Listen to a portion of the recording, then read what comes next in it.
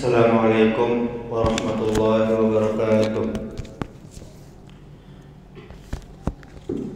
Innal hamdalillah nahmaduhu wa nasta'inuhu wa nastaghfiruh wa na'udzu billahi min shururi anfusina wa min sayyiati a'malina. May yahdihillahu fala mudilla lahu wa man yudlil fala hadiya lahu. Asyhadu an la ilaha illallah wahdahu la syarika lah wa asyhadu anna Muhammadan abduhu wa rasuluh. Allahumma salli wa sallim wa barik ala Muhammadin wa ala alihi wa ashabihi ajma'in. Alhamdulillah, kita bersyukur kepada Allah Subhanahu wa taala.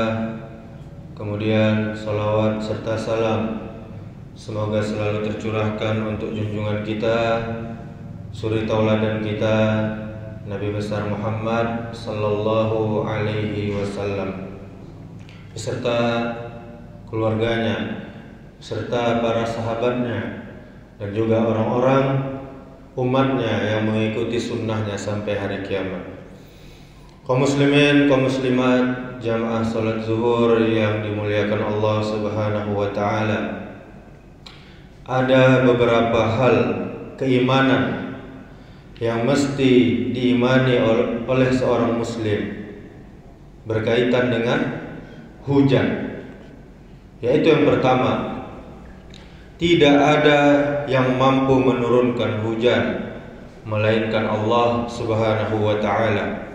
Allah Subhanahu wa taala telah berfirman, "Ma yaftahillahu linnasi min rahmatin fala mumsika laha wa ma yumsik fala mursila lahu min ba'di wa huwal azizul hakim." Apa saja yang Allah anugerahkan kepada manusia berupa rahmat, maka tidak ada seorang pun yang dapat menahannya.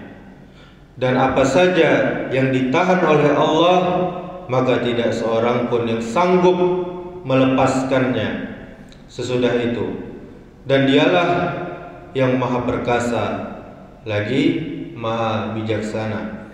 Surah Fatir ayat 2. Kaum muslimin, sebagian ulama seperti penulis tafsir Al-Jalalain mengatakan bahwa rahmat yang dimaksudkan di sini adalah rezeki dan hujan. Kemudian Imam Qurtubi mengatakan bahwa sebagian ulama menafsirkan rahmat dalam ayat ini dengan hujan atau rezeki. Mereka mengatakan hujan atau rezeki yang Allah datangkan pada mereka tidak ada satupun yang dapat menahannya. Jika Allah menahannya untuk turun, maka tidak ada seorang pun yang dapat menurunkan hujan tersebut. Kemudian yang kedua, diturunkannya hujan termasuk kunci ilmu gaib, dan hanya Allah yang tahu kapan turunnya. Allah Subhanahu wa taala berfirman, "Innallaha 'indahu 'ilmus sa'ah wa yunazzilul ghais wa ya'lamu ma fil arham wa ma tadri nafsum madza taksibu ghadan wa ma tadri nafsum bi ayyi ardin tamut innallaha 'alimun khabir." Sesungguhnya Allah hanya pada sisinya sajalah pengetahuan tentang hari kiamat, dan dialah yang menurunkan hujan dan mengetahui apa yang ada dalam rahim, dan tiada seorang pun yang dapat mengetahui dengan pasti apa yang akan diusahakannya besok, dan tiada seorang pun yang dapat mengetahui di bumi mana dia akan meninggal dunia. Sesungguhnya Allah maha mengetahui lagi maha mengenal. Surah Luqman ayat 34. Kemudian Rasulullah sallallahu alaihi wasallam juga bersabda mengenai ayat itu, kunci ilmu gaib ada 5. tidak ada orang yang mengetahuinya kecuali Allah saja. Yang pertama, tidak ada seorang pun yang mengetahui apa yang terjadi keesokan hari. Yang kedua, tidak ada seorang pun yang mengetahui apa yang terjadi dalam rahim. Kemudian yang ketiga, tidak ada satu jiwa pun yang mengetahui apa yang dia lakukan besok. Kemudian yang keempat, tidak ada satu jiwa pun yang mengetahui di manakah dia akan mati. Kemudian yang kelima, tidak ada seorang pun yang mengetahui kapan turunnya hujan. Inilah 5 hal yang disebut dengan mafatihul ghaib atau kunci ilmu ghaib. Dan di antara kunci ilmu ghaib adalah diturunkannya hujan. Imam Qatadah mengatakan, tidak ada seorang pun yang mengetahui kapankah diturunkannya hujan, malamkah atau siangkah. Kemudian hal yang ketiga, ada malaikat yang Allah tugaskan untuk menurunkan hujan. Dalam kitab Al-Mu'jam Al-Kabir, Imam At-Tabrani meriwayatkan tentang percakapan Rasulullah sallallahu alaihi wasallam dengan malaikat Jibril. Di antaranya, Rasulullah sallallahu alaihi wasallam bertanya tentang apakah Mikail itu ditugaskan. Kemudian Jibril menjawab, dia ditugaskan mengurus tanaman dan hujan. Kemudian Imam Ibnu Hajar di dalam kitabnya Fathul Bari, dia mengatakan bahwa dalam sanad hadis ini terdapat Muhammad bin Abdurrahman bin Abi Laila. Dia telah didoifkan, dia telah dilemahkan karena jeleknya hafalannya, namun dia tidak ditinggalkan. Kemudian Imam Ibnu Katsir, imam tafsir yang terkenal, mengatakan bahwa hadis ini gharib dari sisi ini. Kemudian Imam Ibnu Katsir menjelaskan, malaikat Mikail ditugaskan untuk mengurus hujan, mengurus tumbuh-tumbuhan yang darinya berbagai rezeki diciptakan di alam ini. Malaikat Mikail memiliki beberapa pembantu.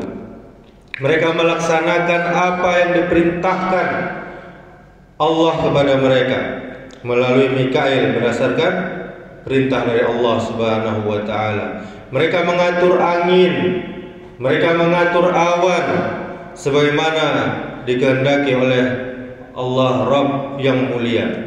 Sebagaimana pula telah diriwayatkan bahwa tidak ada satu tetes pun air yang turun dari langit, melainkan Mikail bersama malaikat lainnya menurunkannya di tempat tertentu di muka bumi ini. Kemudian hal yang keempat, jamaah yang dimuliakan Allah Subhanahu wa taala, turunnya hujan itu telah ditulis di dalam Lauhul Mahfuz. Kejadian apa saja yang terjadi di atas muka bumi Allah ini telah pastinya Allah ketahui, tercatat di dalam Lauhul Mahfuz sejak 50.000 tahun sebelum penciptaan langit dan bumi, dan telah ditakdirkan oleh Allah Subhanahu wa taala, termasuk dalam hal diturunkannya hujan, kapan terjadinya, di mana diturunkannya, berapa intensitasnya, dan bagaimana dampak dari hujan tersebut telah ditulis di Lauhul Mahfuz. Nabi sallallahu alaihi wasallam bersabda, Allah telah mencatat takdir setiap makhluk sebelum 50.000 tahun sebelum penciptaan langit dan bumi. Kemudian beliau sallallahu alaihi wasallam juga bersabda, sesungguhnya yang pertama kali Allah ciptakan adalah qalam, atau artinya pena. Lalu Allah firmankan padanya, tulislah. Qalam mengatakan, apa yang akan aku tulis? Kemudian Allah berfirman, tulislah berbagai takdir dari segala sesuatu yang akan terjadi sampai hari kiamat. Kemudian hal yang kelima, kaum muslimin, kewajiban zakat yang tidak ditunaikan itu bisa menghalangi hujan turun. Jika suatu kaum yang sudah memiliki kewajiban mengeluarkan zakat, dia enggan mengeluarkan zakat, itu bisa menjadi sebab terhalangnya turun hujan. Hadisnya dari Ibnu Umar, Rasulullah Shallallahu Alaihi Wasallam bersabda, jika suatu kaum enggan mengeluarkan zakatnya dari harta-harta mereka, maka mereka akan dicegah dari mendapatkan hujan dari langit. Sekiranya bukan karena binatang-binatang ternak, niscaya mereka tidak diberi hujan. Kaum muslimin, ada catatan, jika hujan itu diturunkan padahal di suatu negeri banyak maksiat, merajalela maksiat, maka itu hanya karena rahmat Allah untuk binatang-binatang ternak. Hal ini menunjukkan bahwa dengan seseorang menunaikan zakat berarti dia telah memakmurkan bumi Allah.